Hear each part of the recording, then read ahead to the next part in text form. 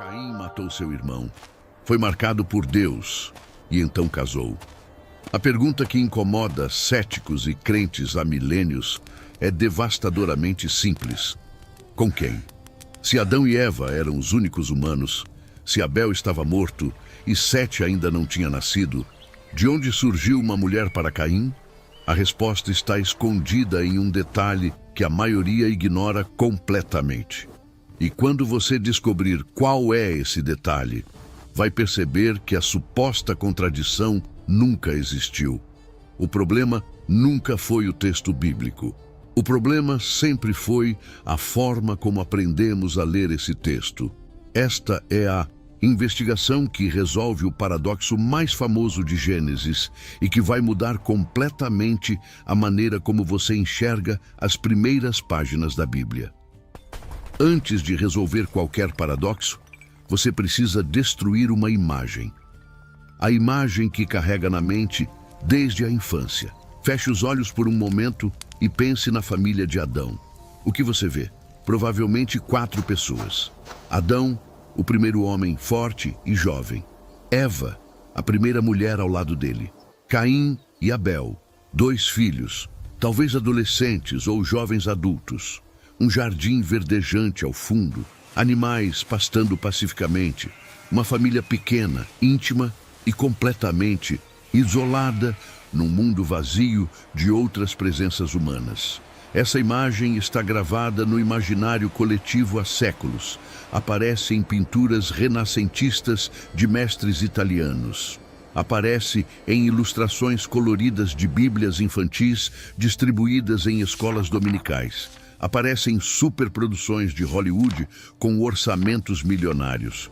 E essa imagem está completamente, absolutamente, irremediavelmente errada. A Bíblia nunca disse que Adão teve apenas 2 filhos. Releia essa frase. A Bíblia nunca disse que Adão teve apenas 2 filhos. Nunca disse que quando Caim matou Abel, existiam apenas 4 pessoas na terra. Nunca disse que a esposa de Caim surgiu misteriosamente do nada. Nunca disse que o mundo era vazio e despovoado quando o primeiro assassinato aconteceu. Nós é que assumimos tudo isso. Preenchemos as lacunas do texto com nossa imaginação limitada e depois tivemos a audácia de culpar o texto pelas contradições que nós mesmos inventamos. O texto original conta uma história completamente diferente. Uma história que faz sentido absoluto quando você finalmente para de imaginar e começa genuinamente a ler. Gênesis, capítulo 5, versículo 4. Guarde essa referência. Ela contém a chave que destranca o paradoxo inteiro. É um versículo curto, quase despretensioso, tão fácil de passar despercebido que a maioria das pessoas que leram Gênesis dezenas de vezes nunca prestou verdadeira atenção nele. O versículo diz simplesmente que depois do nascimento de Sete, Adão viveu mais 800 anos e durante esse tempo gerou filhos e filhas. 3 palavras que demolem séculos de confusão. Filhos e filhas, no plural, sem especificar quantidade, sem estabelecer limite, sem fechar possibilidades. Adão não teve 3 filhos, teve dezenas. Possivelmente ultrapassou a marca de 100. E quando você para fazer as contas, a matemática se torna absolutamente implacável. Adão viveu 930 anos. Isso não é erro de copista, não é exagero literário. É o que o texto hebraico registra com clareza inequívoca. 930 anos de vida. Eva provavelmente viveu período semelhante, embora o texto não especifique a longevidade dela. Agora faça um cálculo conservador. Se assumirmos que Eva manteve fertilidade por apenas metade desse período extraordinário, estamos falando de aproximadamente 450 anos de capacidade reprodutiva. Um único casal gerando filhos por 450 anos consecutivos. Mesmo com intervalos generosos entre gestações, mesmo com anos de pausa, mesmo com as dificuldades naturais que acompanham qualquer gravidez, O número de filhos diretos facilmente ultrapassa 50. Estudiosos que se dedicaram a calcular essas possibilidades chegam a números ainda mais impressionantes. Alguns sugerem que Adão e Eva podem ter gerado mais de 100 filhos ao longo de suas vidas extraordinariamente longas. Outros pesquisadores são mais conservadores e trabalham com estimativas entre 30 e 60 descendentes diretos. Mas até as projeções mais cautelosas, até os cálculos mais modestos, destroem completamente a ideia ingênua de uma família composta por apenas 4 pessoas. E aqui está a primeira revelação que transforma tudo. 7. O terceiro filho nomeado nasceu quando Adão já tinha 130 anos de idade. 130 anos já haviam passado desde a criação. 130 anos de vida conjugal com Eva. 130 anos de fertilidade compartilhada. Quantos filhos podem nascer em 130 anos de união contínua? O texto nomeia apenas Caim e Abel desse período inicial que antecede Sete. Mas nomear especificamente não significa limitar numericamente. O autor de Gênesis registrou Caim com destaque porque ele cometeu o primeiro assassinato da história humana. Registrou Abel com destaque porque ele foi a primeira vítima inocente. Registrou Sete com destaque porque através da linhagem dele viria Noé. E através de Noé viria a preservação da humanidade. E através dessa humanidade preservada viriam os patriarcas. E através dos patriarcas viria eventualmente o Messias prometido. Os outros filhos e filhas de Adão e Eva existiam concretamente. Viviam suas vidas, cresciam e amadureciam. Casavam entre si e formavam novas famílias. Geravam seus próprios descendentes, que por sua vez geravam mais descendentes. Mas esses outros filhos não eram essenciais para a narrativa teológica que o autor queria construir. Então, permaneceram sem nome, sem destaque individual, sem versículos dedicados às suas histórias particulares. Existiam nas entrelinhas. E é exatamente nas entrelinhas que encontramos a esposa de Caim. Mas se Caim casou com uma irmã, isso não configura incesto? A objeção surge imediatamente na mente moderna. Parece forte, parece devastadora, parece encerrar a discussão antes mesmo de começar. Casamento entre irmãos é crime em praticamente todas as legislações contemporâneas. É tabu em quase todas as culturas atuais. É biologicamente arriscado devido aos problemas genéticos conhecidos. Como a Bíblia pode apresentar isso como algo aceitável? A resposta exige que você abandone temporariamente suas categorias modernas e entre no mundo antigo com a mente aberta. A proibição explícita de casamento entre parentes próximos aparece pela primeira vez nas Escrituras em Levítico, capítulo 18. Você sabe quando Levítico foi escrito? Quando essas leis foram formalmente entregues a Israel? Durante o êxodo do Egito, sob a liderança de Moisés, mais de 2.500 anos depois de Adão. 2 milênios e meio separam a criação dessas proibições. Durante todo esse vasto período de tempo, casamentos entre irmãos, entre primos de primeiro grau e entre parentes próximos de diversos graus não eram apenas socialmente permitidos, eram biologicamente necessários, eram logicamente inevitáveis. Eram a única opção disponível para a perpetuação da espécie. A lógica é inescapável quando você para pensar. Se toda a humanidade descende de um único casal original, com quem as primeiras gerações poderiam se casar, estrangeiros de outras famílias não existiam, porque não havia outras famílias. Pessoas de outras linhagens não existiam, porque não havia outras linhagens. Cada ser humano vivo sobre a face da terra era parente consanguíneo de todos os outros seres humanos vivos. Os filhos de Adão só podiam legitimamente casar com as filhas de Adão. Os netos só podiam formar união com outras netas ou com bisnetas.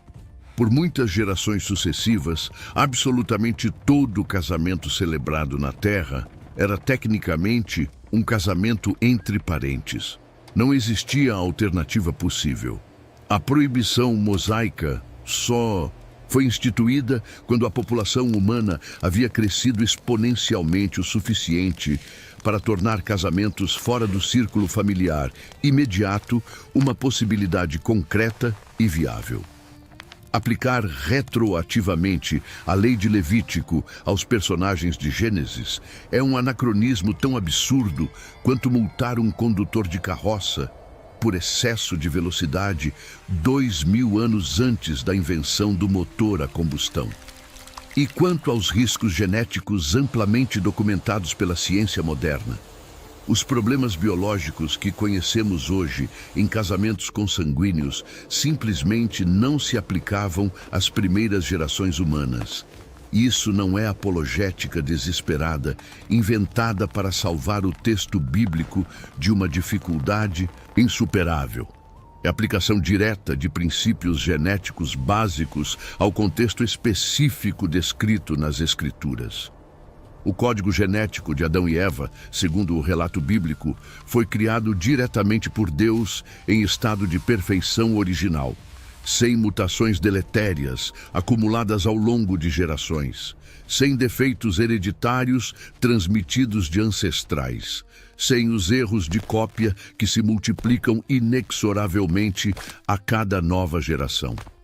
A degradação genética que causa os sérios problemas observados em casamentos consanguíneos contemporâneos é resultado direto de milhares de anos de mutações acumuladas progressivamente.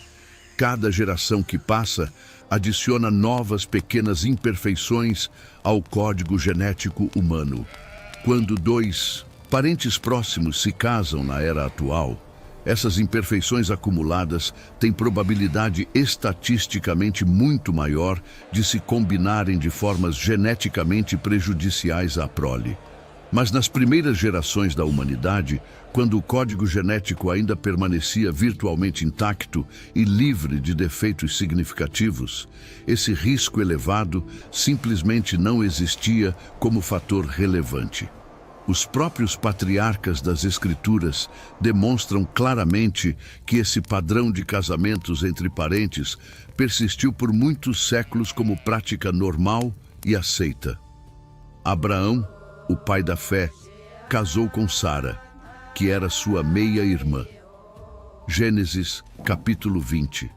Registra o próprio Abraão explicando essa relação familiar quando confrontado pelo rei Abimeleque. Ela é genuinamente minha irmã, filha do meu pai, embora não seja filha da minha mãe. E ela se tornou minha esposa. Isaque, filho de Abraão, casou com Rebeca, que era sua prima de primeiro grau, neta do irmão de Abraão.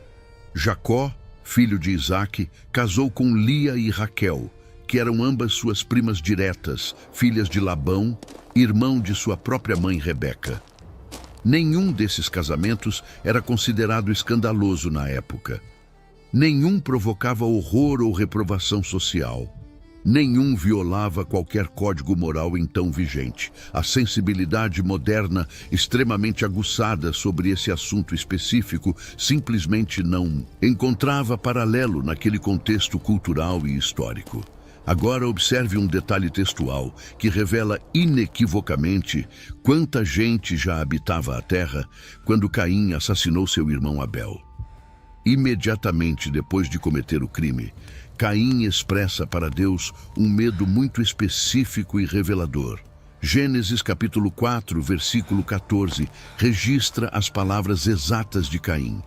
Eis que hoje me lanças da face da terra, e da tua face me esconderei, e serei fugitivo e vagabundo na terra, e será que todo aquele que me encontrar me matará. Pare um momento e analise cuidadosamente essa declaração. Se realmente existissem apenas 4 pessoas, no mundo inteiro, de quem exatamente Caim estaria com tanto medo? De seus pais já idosos, Adão e Eva, mesmo em luto devastador pela perda de Abel, iriam perseguir e executar seu outro filho? O medo intenso que Caim expressa só faz sentido lógico e narrativo se já existissem muitas outras pessoas habitando a terra naquele momento. Dezenas de irmãos que poderiam legitimamente querer vingar a morte de Abel. Sobrinhos crescidos que poderiam considerar seu dever fazer justiça pelo tio assassinado.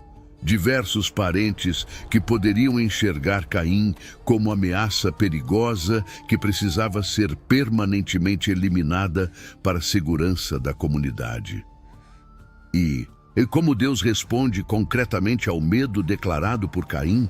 De forma extremamente reveladora. Deus não diz absolutamente nada como: não se preocupe com isso, não existe mais ninguém no mundo para te ameaçar. Deus leva a preocupação de Caim completamente a sério como ameaça real e legítima. Coloca uma marca distintiva em Caim especificamente para sua proteção contra agressores. Declara solenemente que qualquer pessoa que ousar matar Caim sofrerá vingança divina multiplicada 7 vezes. Proteção divina dessa magnitude só faz sentido quando existe ameaça real e concreta.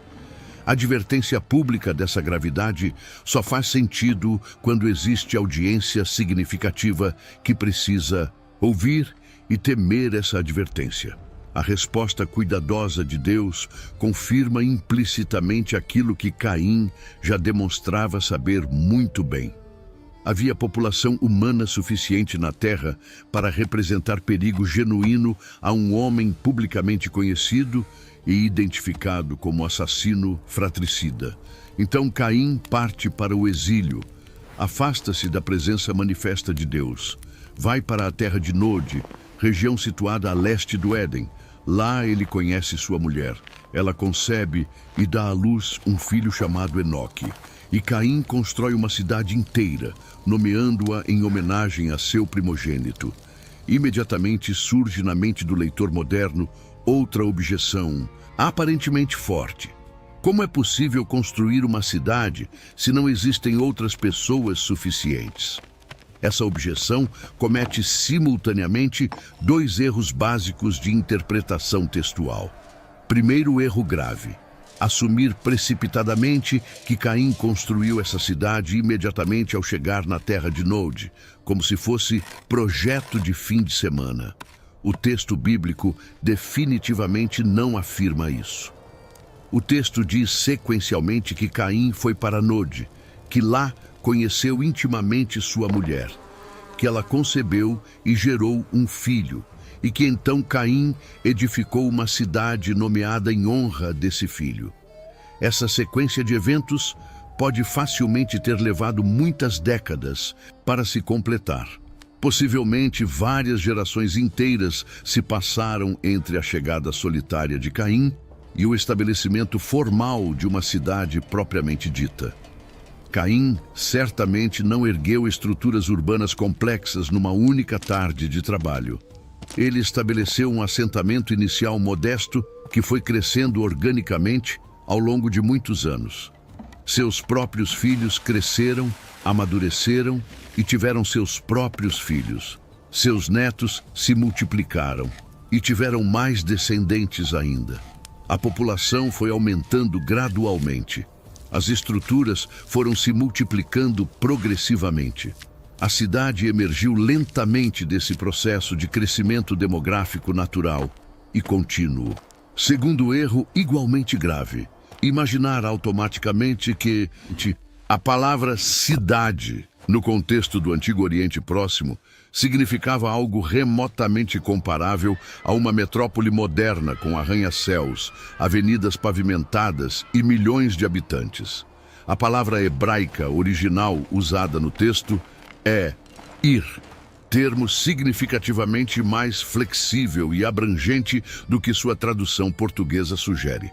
No vocabulário da época, qualquer assentamento humano permanente que possuísse algum tipo de estrutura defensiva ou demarcação territorial já podia legitimamente ser classificado como ir. Uma vila modesta, cercada por muros de pedra bruta, já qualificava tecnicamente como cidade. Um agrupamento organizado de tendas e estruturas simples de adobe com alguma forma de proteção coletiva já contava como assentamento urbano no vocabulário daquele período histórico. Caim definitivamente não construiu São Paulo, Nova York ou Tóquio no deserto de Nod. Ele estabeleceu o primeiro assentamento humano permanente e organizado fora da região imediata do Éden. Foi pioneiro, não arquiteto de metrópoles. E havia outras pessoas, além da família nuclear imediata de Caim, vivendo naquela região ou em regiões próximas? Muito provavelmente sim. Outros filhos e filhas de Adão, outros descendentes da família original, podem perfeitamente já ter se espalhado por diferentes territórios e regiões ao longo das décadas anteriores. A terra de Nod não era necessariamente um deserto completamente vazio e desabitado quando Caim finalmente chegou ali como fugitivo. Outros irmãos seus, outras irmãs, sobrinhos, sobrinhas e diversos parentes de graus variados podem muito bem já ter começado a estabelecer suas próprias vidas e comunidades em lugares distantes do núcleo familiar original. A dispersão geográfica da humanidade não começou historicamente com Caim. Ele foi simplesmente parte desse movimento migratório mais amplo. Talvez nem mesmo a primeira parte. Talvez apenas o membro mais notório por causa de seu crime infame. Observe agora com atenção a linhagem extraordinária que surgiu e floresceu a partir desse homem marcado como assassino. Gênesis capítulo 4 apresenta a lista detalhada dos descendentes de Caim com informações surpreendentemente específicas sobre suas realizações. Enoque foi o primeiro filho. De Enoque veio Irade. De Irade veio Meujael. De Meujael veio Metusael. De Metusael veio Lameque. E de Lameque, através de suas esposas Ada e Zilá, vieram filhos cujas contribuições moldaram permanentemente a civilização humana. Jabal se tornou ancestral e patrono de todos os que habitam em tendas portáteis e dedicam suas vidas à criação de gado em sistema nômade. Jubal se tornou pai espiritual e primeiro mestre de todos os que desenvolveram e dominaram instrumentos musicais, especificamente a harpa e a flauta mencionadas no texto. Tubal-Caim se tornou artesão pioneiro e instrutor de toda a obra envolvendo bronze e ferro, estabelecendo as bases da metalurgia humana. Pecuária nômade organizada, música instrumental desenvolvida, metalurgia sofisticada. Da linhagem direta do primeiro assassino da história humana, surgiram inovações tecnológicas e culturais que transformaram permanentemente o curso da civilização. A marca que Deus colocou em Caim definitivamente não foi maldição de esterilidade, improdutividade ou fracasso existencial. Foi estigma social que, paradoxalmente, não impediu realizações extraordinárias. Da descendência direta do homem que derramou o primeiro sangue inocente da história, vieram contribuições culturais duradouras, instrumentos musicais que alegram corações até hoje, ferramentas metálicas que possibilitaram avanços tecnológicos imensuráveis, técnicas de criação animal que alimentaram civilizações inteiras. A humanidade deve parcela significativa de seu desenvolvimento cultural, artístico e tecnológico à família do homem que absolutamente todos conheciam e identificavam como o assassino de seu próprio irmão. A ironia histórica é brutal e devastadora. E o texto bíblico não faz nenhuma tentativa de esconder ou minimizar essa ironia desconcertante. Simplesmente registra os fatos e deixa o leitor processar as implicações perturbadoras. E a esposa anônima, que deliberadamente escolheu se unir a Caim e construir vida ao lado dele, ela certamente sabia com absoluta clareza quem ele era e o que ele havia feito. Não existia possibilidade de ignorância ou engano. Todos os seres humanos vivos naquela época sabiam perfeitamente. Era o primeiro e único assassinato da história até então. O sangue derramado de Abel havia clamado literalmente desde a terra encharcada. Caim carregava a marca física visível, colocada diretamente pelo próprio Deus Criador. Não existia possibilidade alguma de anonimato ou disfarce. E ainda assim, plenamente informada de todas essas circunstâncias terríveis, essa mulher, cujo nome jamais foi registrado, escolheu conscientemente construir existência compartilhada com ele. Escolheu gerar os filhos dele em seu próprio ventre. Escolheu criar família estruturada ao lado de um homem que toda a humanidade conhecida identificava publicamente como fratricida marcado por Deus. O texto não oferece nenhuma explicação para a motivação íntima dela. Talvez tenha sido amor genuíno e inexplicável. Talvez tenha sido necessidade prática de sobrevivência.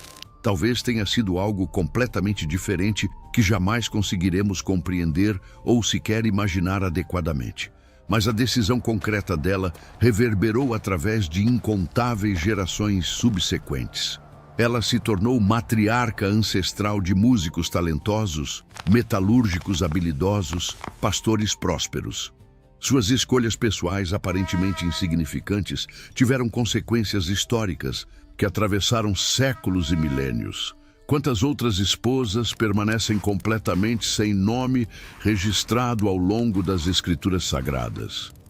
A esposa de Noé desempenhou papel absolutamente crucial na preservação da humanidade durante o dilúvio cataclísmico e ainda assim permanece eternamente anônima nas páginas bíblicas. As 3 esposas dos 3 filhos de Noé literalmente repovoaram toda a terra conhecida após o dilúvio e continuam identificadas apenas por seus relacionamentos conjugais, jamais por nomes próprios. A esposa de Ló testemunhou destruição sobrenatural de cidades inteiras, foi especificamente advertida por anjos celestiais, desobedeceu instrução divina direta e transformou-se dramaticamente em estátua de sal, tornando-se um dos personagens mais memoráveis e frequentemente citados de todo o livro de Gênesis, e ainda assim é conhecida exclusivamente como a mulher de Ló, sem jamais receber identificação nominal própria. A ausência do nome da esposa de Caim no registro bíblico definitivamente não é anomalia inexplicável ou evidência de contradição textual. É simplesmente padrão narrativo consistente.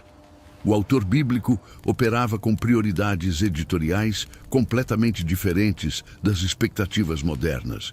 Registrava meticulosamente o que era teologicamente relevante e significativo para sua mensagem. Omitia sistematicamente o que não contribuía diretamente para a narrativa central que desejava construir e transmitir. Então, finalmente, retornamos à pergunta original que motivou toda essa investigação. Com quem, afinal, Caim se casou? A resposta é surpreendentemente simples e direta. Com uma irmã. Muito provavelmente uma irmã mais nova que nasceu e cresceu durante os anos em que ele dedicava suas energias ao cultivo da terra como agricultor. Possivelmente uma sobrinha, filha de algum outro irmão cujo nome não foi preservado nos registros bíblicos. O texto não especifica com precisão qual dessas duas opções corresponde à realidade histórica e, honestamente, não precisava especificar. A identificação exata não alteraria em nada o significado teológico da narrativa. O que realmente importava, para os propósitos do autor, era que Caim partiu para o exílio, constituiu núcleo familiar próprio e estabeleceu as fundações de uma civilização urbana organizada. Os detalhes românticos específicos sobre namoro, noivado e cerimônia de casamento não interessavam minimamente ao autor sagrado. Interessam enormemente a nós, leitores contemporâneos condicionados por séculos de certidões oficiais de casamento, registros civis detalhados e documentação burocrática exaustiva. Mas a Bíblia nunca prometeu satisfazer nossa curiosidade moderna por detalhes administrativos e procedimentais. O aparente paradoxo, que durante séculos pareceu ameaçar demolir a credibilidade histórica do relato bíblico, se dissolve instantânea e completamente quando você simplesmente dedica tempo e atenção para ler o texto até o final. Gênesis capítulo 5, versículo 4. Apenas 7 palavras em português. E gerou filhos e filhas. A resposta sempre esteve ali desde o princípio, preservada fielmente no hebraico antigo dos manuscritos originais, traduzida cuidadosamente para o grego da Septuaginta séculos antes de Cristo, vertida para o latim da Vulgata, que dominou o Ocidente medieval, transposta para o português de João Ferreira de Almeida, que moldou a fé brasileira, presente em cada tradução, em cada versão, em cada manuscrito laboriosamente copiado e zelosamente preservado através de milênios de transmissão textual. Adão teve filhos e filhas em quantidade não especificada, mas certamente abundante. Caim casou com uma delas. Não existe mistério genuíno, não existe contradição real, não existe lacuna inexplicável. Existe apenas um versículo discreto, que quase ninguém jamais leu com a atenção devida. A resposta sempre esteve lá. Gênesis capítulo 5, versículo 4. Adão gerou filhos e filhas. Não é contradição bíblica, é leitura apressada humana. E talvez seja precisamente esse o ponto mais importante e transformador de toda essa investigação minuciosa.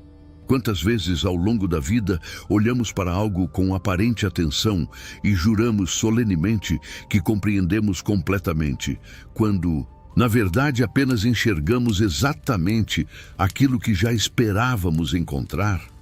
Caim casou com uma irmã. O texto bíblico não esconde esse fato em nenhum momento. Nós é que consistentemente paramos de ler cedo demais. Declaramos contradição fatal no capítulo 4, sem nunca nos darmos ao trabalho de continuar até o capítulo 5. Acusamos o autor antigo de erro primário, sem sequer terminar de ler o parágrafo seguinte, onde a explicação aguardava pacientemente. A pergunta com quem Caim se casou tem incomodado leitores, estudiosos e céticos durante séculos, não porque a Bíblia falha miseravelmente em fornecer resposta adequada.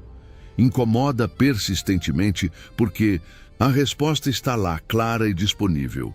Mas encontrá-la exige que admitamos algo profundamente desconfortável sobre nós mesmos. Não lemos com atenção genuinamente suficiente. E se cometemos esse erro básico com apenas 4 capítulos iniciais de Gênesis, o que mais perdemos ao longo de 66 livros? Quantas outras respostas estão esperando pacientemente em versículos que arrogantemente achamos que já conhecíamos de cor? O texto permanece aberto, sempre esteve disponível. A pergunta agora não é mais sobre Caim. A pergunta agora é exclusivamente sua. Você vai finalmente voltar e ler de novo, desta vez com olhos verdadeiramente atentos?